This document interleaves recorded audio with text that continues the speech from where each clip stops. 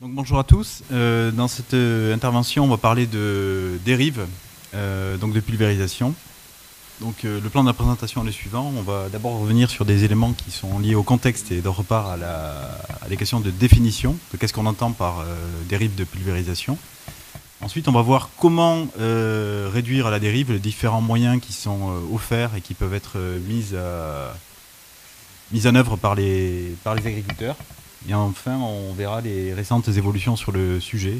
Après avoir parlé des moyens de réduction, on verra effectivement quel niveau de réduction ils permettent d'obtenir. Et nous aborderons également les travaux qui sont en cours pour mieux cerner et avancer sur cette question. Alors tout d'abord, des éléments un peu contextuels. Qu'est-ce qu'on entend quand on parle de dérive? Vous avez là, je vais vous présenter quelques photos qui présentent bien le phénomène. En fait, ce n'est pas les pertes globales, c'est uniquement ce qui est emporté lors de l'application par l'action des courants d'air en dehors de la parcelle. Voilà, donc ce qui arrive sur le sol, ça, au sens de cette norme ISO, là, c'est pas. Donc c'est des quantités qui peuvent se retrouver dans l'air et qui peuvent poser des problèmes à la fois pour les ressources en eau, mais également pour les zones périurbaines. Alors très rapidement, un petit schéma qui illustre la problématique. Vous avez ici un pulvérisateur qui applique des produits. Et vous avez donc, lors de l'application, sur les 100% qui sont émis par le pulvérisateur, vous avez une partie qui est effectivement efficace et qui arrive sur la cible, sur la végétation. Vous avez une partie qui arrive sur le sol. Alors après, ça dépend à quelle échelle spatiale on considère le sol et l'air, puisque au bout d'un moment, les produits finissent par retomber. Et il y a une partie qui va dans l'air, donc c'est ce qu'on appelle la dérive. Alors, pour illustrer un petit peu les quantités de pertes, là, ce n'est pas uniquement de la dérive, mais c'est tout ce qui n'arrive pas sur la végétation. Là, je vais vous présenter un peu un bilan des essais qu'on a réalisés à Montpellier, là, dans le cadre de l'UMT Ecotech Viti avec IRSTEA.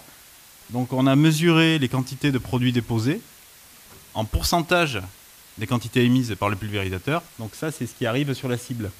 Vous avez ce qui arrive sur la cible en début de végétation, entre 10 et 55%, et pour les phases où la végétation est plus développée, bien sûr, il y a plus d'éléments en masse qui arrivent sur la végétation. Mais ce qu'on peut voir, c'est qu'en début de végétation, avec les appareils les moins performants, on arrive à avoir 90% du produit qui n'est pas utile. Et ça permet d'illustrer les marges de progrès qui peuvent être mobilisées, à la fois pour impacter moins l'environnement et générer moins de risques liés à l'utilisation des produits, mais également, je ne sais plus ce que je disais, pour utiliser moins de produits voilà, en totalité.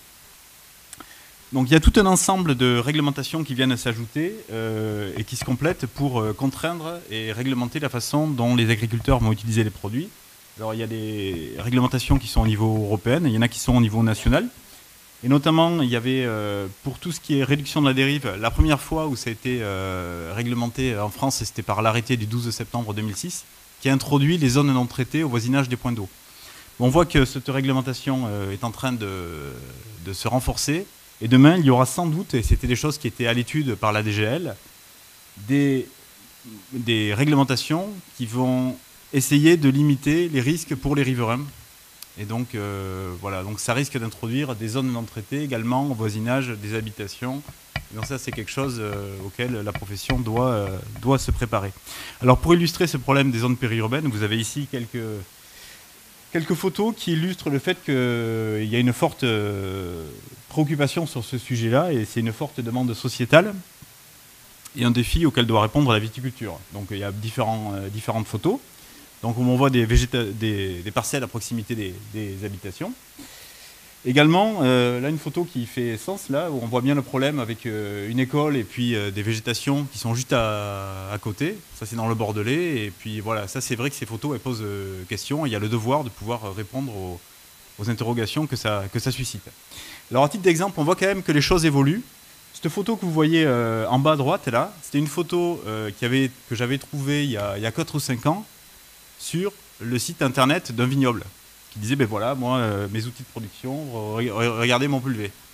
On voit que les choses évoluent, c'est plus le genre de photos qu'on utiliserait au niveau marketing pour valoriser ces productions.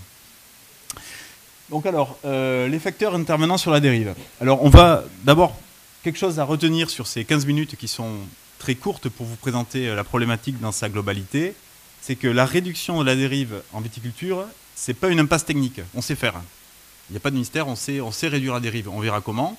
Par contre, le problème, c'est que réduire la dérive, ça nécessite souvent d'avoir du matériel adapté, qui est souvent plus onéreux, moins facile à utiliser, et qui est plus cher, je vous l'ai dit, et donc ça représente plus de contraintes. Donc c'est là qu'est le problème. Notamment, oui, je vous mettais des temps de chantier augmentés, moindre maniabilité, et donc une augmentation, ça peut être une augmentation des coûts de la protection phytosanitaire. Par contre, les techniques qui réduisent la dérive, en général, elles ne réduisent pas l'efficacité des traitements. Donc on a de la chance, ça va dans le même temps, dans le même sens. En général, je vais vous montrer des exemples. Quand on fait moins de dérive, on traite mieux. Bon, ça peut être illustré facilement par le fait que moins on en met à l'extérieur, plus on en met sur la plante. On verra que c'est pas aussi simple que ça dans le détail, mais en gros ça suit. Donc c'est plutôt bien. Par contre, là où on est un peu embêté, c'est qu'on n'a pas de solution pour réduire la dérive avec les matériels qui sont les plus couramment utilisés au vignoble et qui sont les appareils pneumatiques. Ça, malheureusement, on ne sait pas faire. Donc, et qui représentent 70% du parc, à peu près entre 60 et 70% du parc en viticulture. Donc la réduction de la dérive, ça va passer par un besoin de renouvellement et de reconversion du parc de matériel. Donc ça, on abordera ça un peu plus dans le détail dans les diapositives après. Alors également, les grands éléments à retenir, c'est que les facteurs qui interviennent sur la dérive, facteur principal, c'est la taille des gouttes émises par le pulvérisateur. Alors jusqu'à il n'y a pas très longtemps, quand nos prédécesseurs ou quand on faisait des démonstrations de matériel en invitant les constructeurs, c'était les constructeurs, ils mettaient les pulvés à fond, ça faisait un gros brouillard, et tous les viticulteurs regardaient en disant « alors là, j'ai vu quelque chose, là, ça traite super bien ». Et en fait, on s'aperçoit qu'il y a beaucoup de choses qui avaient été dites sur la pulvérisation, et en étudiant les choses un peu plus précisément, on voit que ce n'est pas forcément comme ça qu'il faut raisonner. Et même les essais montrent que c'est presque l'inverse, c'est en général tout ce qui se voit et qui sort du pulvérisateur, c'est la partie qui n'est pas utile pour les traitements. Donc une bonne pulvérisation, normalement, elle ne devrait pas faire de brouillard et elle ne devrait pas se voir. Donc ça, c'est déjà un élément à considérer. Donc il faut éviter les fines gouttes, parce que les fines gouttes, elles sont très sensibles aux conditions atmosphériques, et puis entre le moment où elles sont émises et le moment où elles arrivent sur la cible, elles peuvent être soit déshydratées, en conditions chaudes, soit elles peuvent être emportées par l'action des courants d'air. Donc c'est ne pas arriver sur la cible. Donc ça c'est le premier facteur. Le second facteur, c'est la distance entre le diffuseur, l'émetteur de pulvérisation, et sa cible. Donc on voit bien qu'avec les canons oscillants, que certains ont sans doute déjà vu dans le vignoble, on est très très loin de la cible. On essaie de faire circuler à des gouttes très fines, 4 ou 5 mètres, et au final il y a peu de produits qui arrivent, et s'il y a un peu de vent, ou les conditions atmosphériques sont prédominantes sur la trajectoire du produit. Puis il y a un autre élément qui est majeur, c'est quand on utilise des panneaux récupérateurs, si le panneau récupérateur n'est pas trop mal fait, on arrive à récupérer la fraction de produit qui a traversé la végétation et qui n'est pas interceptée. Et notamment au-dessus, au-dessous, ou quand on a des trous, quand on a des manquants. Donc voilà, avec ces trois éléments, on fait le tour de la problématique.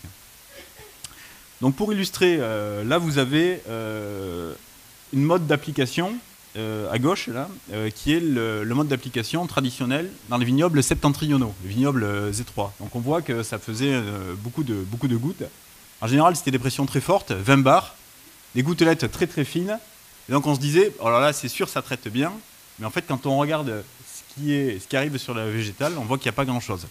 Bon, aujourd'hui, on n'aura pas le temps de vous préciser, de vous montrer les mesures de dépôt, mais voilà, tout ce qui se voit n'est pas terrible pour la protection. Voilà. Donc là, très rapidement pour illustrer, vous avez ici un pulvérisateur à jet porté qui est utilisé avec deux types de buses. D'un côté, des buses classiques et de l'autre côté, des buses à injection d'air. Les buses à injection d'air, c'est ce qui est appelé de manière...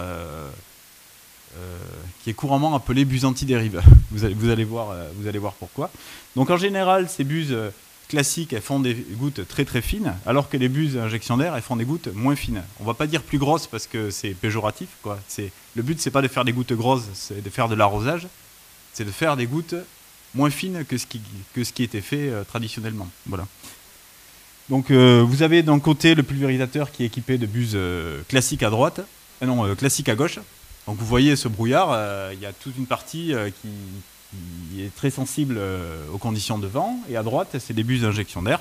Donc bon, là, c'est des présentations par le biais de photos. Donc, vous voyez à droite et gauche les deux types de buses. Les buses classiques, ça dérive. Et les buses injection d'air, eh ben, ça dérive beaucoup moins. Et puis, quand on regarde concrètement ce qui arrive sur le végétal, on a, à chaque fois qu'on a fait des essais, on a au moins autant de produits qui arrivent sur le végétal avec des buses injection d'air qu'avec des buses classiques. Donc nous, c'est sans réserve qu'on les recommande. Et d'ailleurs, vous avez, dans l'UMT, on a publié un guide sur la pulvérisation que vous avez reçu en entrant ce matin et qui précise tous les conseils au niveau de la qualité d'application. Donc voilà, donc quand je dis on les conseille sans réserve, les buses d'injection d'air, elles ont quand même un petit inconvénient, c'est qu'elles ont tendance à boucher beaucoup plus rapidement que les buses classiques. Donc ça nécessite, pour bien les utiliser, de revoir le plus souvent la façon dont on va nettoyer le pulvérisateur et les pratiques d'entretien, donc c'est quelque chose à intégrer, c'est vrai, dans sa globalité. Alors je parlais, ça c'était pour tout ce qui était appareillage et portée. Quid du pneumatique, qu'est-ce qu'on peut faire? Et bien malheureusement, on n'a pas beaucoup de solutions. Certains proposent d'utiliser des adjuvants qui ont avec la mention réduction de dérive, mais ça ne marche pas. Du moins, on n'est pas au courant du moins on n'a pas identifié des essais qui permettent de mettre en évidence un quelconque effet antidérive des adjuvants. Donc on les déconseille. Voilà. Donc par rapport à la distance entre buse et diffuseur, vous avez ici, pour illustrer ça, des configurations où les diffuseurs sont loin de la cible. Donc vous avez des canons oscillants ici, des triturbines qui sont utilisées dans pas mal de vignobles, notamment en Charente. Et alors que du côté droit de la présentation, vous avez des appareils qu'on appelle face par face ou des panneaux récupérateurs qui permettent de cibler au mieux, de se rapprocher et qui permettent de cibler au mieux la végétation. Par contre, ça a un coût, c'est-à-dire que les appareils sont moins maniables et c'est souvent plus difficile à utiliser. C'est un peu la contrainte. Comment réduire efficacement la dérive? Je vous disais qu'il n'y avait pas d'impasse technique. Et bien voilà, les solutions, elles sont là. Les solutions, c'est à la fois les pulvérisateurs G-portés face par face, équipés de buses d'injection d'air, pas équipés de buses classiques. Et d'un autre côté, des panneaux récupérateurs à G-portés équipés de buses d'injection d'air. Donc tout ça, là, ces solutions, ça représente moins de 5% des équipements du vignoble. Ça permet d'illustrer la marge de progrès et donc les besoins également de renouvellement du parc qu'il faudra accompagner. Donc ces deux types de matériel, maintenant, ces deux typologies de matériel ont la possibilité d'être inscrites à titre provisoire sur la liste des moyens qui permettent de réduire les zones non traitées au voisinage des points d'eau. Et donc il y a une nouvelle note de service qui est sortie maintenant. Donc c'est des inscriptions à dire d'experts qui sont faites par IRSTEA. Et donc il y a 31 matériels qui sont homologués. Donc depuis 2 ans, il y a moyen pour les viticulteurs qui le souhaitent de pouvoir réduire les zones non traitées au voisinage des points d'eau. Et demain, on verra que ça, en fonction des nouvelles réglementations, ce type de matériel permettra sans doute aussi de pouvoir réduire les zones non traitées au voisinage des habitations, pour le risque riverain. Donc les récentes évolutions sur le sujet, je vous ai parlé des facteurs de réduction de dérive, on verra quel niveau ça permet de réduire maintenant. Donc je vais parler des essais qui ont été conduits par mes collègues de l'IFEV de Gironde, des essais financés par le SRAL Aquitaine. Voilà. Donc des essais qui ont été réalisés en 2014, où on a testé... on a comparé les niveaux de dérive avec une méthode simplifiée entre un appareil à panneau récupérateur et un appareil face par face pneumatique qui n'est pas le pire en termes de dérive. Donc bon, c'est un dispositif de collecte verticale qui a l'avantage de pouvoir fournir des données, mais le problème c'est qu'avec cette méthode, on travaille en conditions de vent réel et donc on est très soumis aux conditions météo. Donc on n'a pas une méthode qui est très reproductible, mais par contre, ça permet déjà d'avoir des ordres de grandeur, des facteurs de réduction de dérive.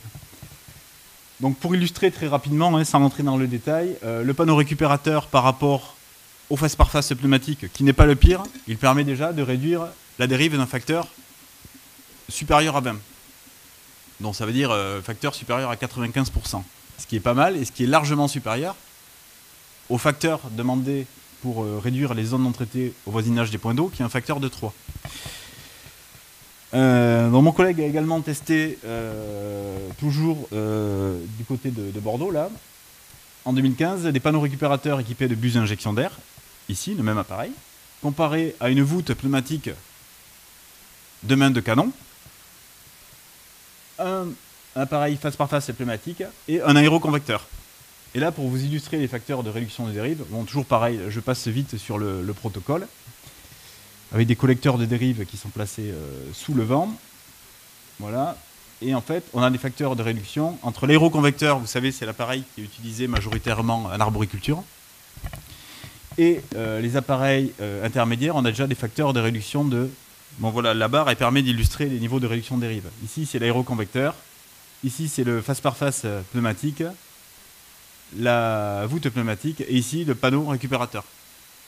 Donc, des moyens pour réduire la dérive, on en a. Encore faut-il pouvoir les mettre en œuvre.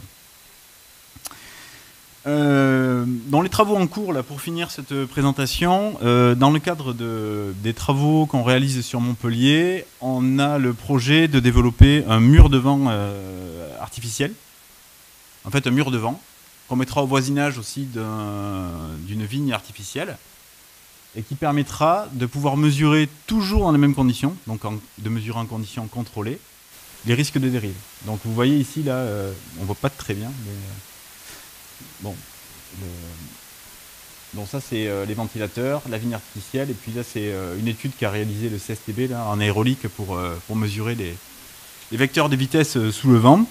Donc l'idée c'est de pouvoir classer les matériels en termes de facteurs de réduction de dérive, mais dans des échelles de réduction différenciées, d'établir des classes, et en fonction de ces classes, ça permettra d'ajuster les mesures de gestion aux différents risques. Parce qu'on peut avoir des risques riverains, des risques pour l'eau, des risques pour les zones non traitées, les ZNCA, voilà, etc.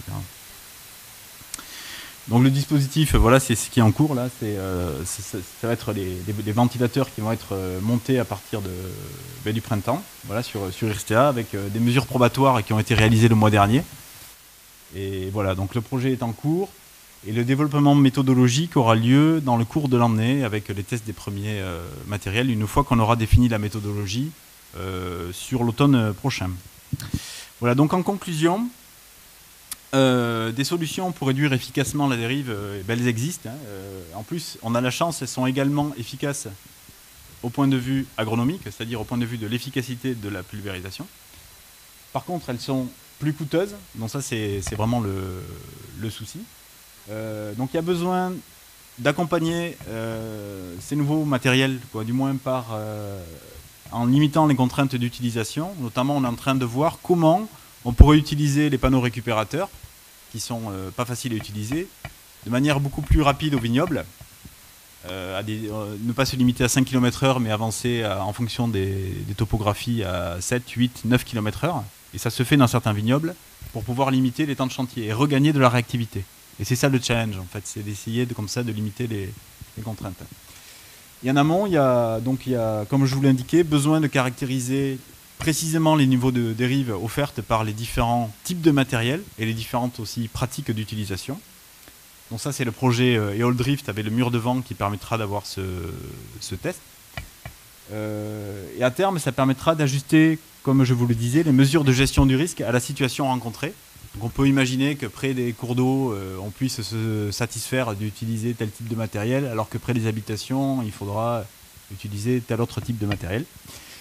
Et donc il y a surtout un fort besoin de la part sans doute du ministère de pouvoir accompagner la conversion du parc de matériel, notamment avec des politiques publiques d'aide aux investissements. Notamment le PCAE peut en faire partie, mais enfin bon, il y a encore des choses à identifier pour harmoniser entre les différentes aides disponibles. Puis juste pour vous rappeler qu'au niveau européen, cette problématique, en fait, elle n'est pas que franco-française. Il y a un projet européen qui s'appelle le TOPS Provadis, qui recense toutes les bonnes pratiques de réduction de la dérive. Et voilà. Et dans ce cadre-là, vous pouvez avoir plein d'informations sur le sujet. Voilà, je vous remercie pour votre attention et je remercie aussi les collègues constructeurs et domaines et collègues qui ont participé à ces études. Merci bien.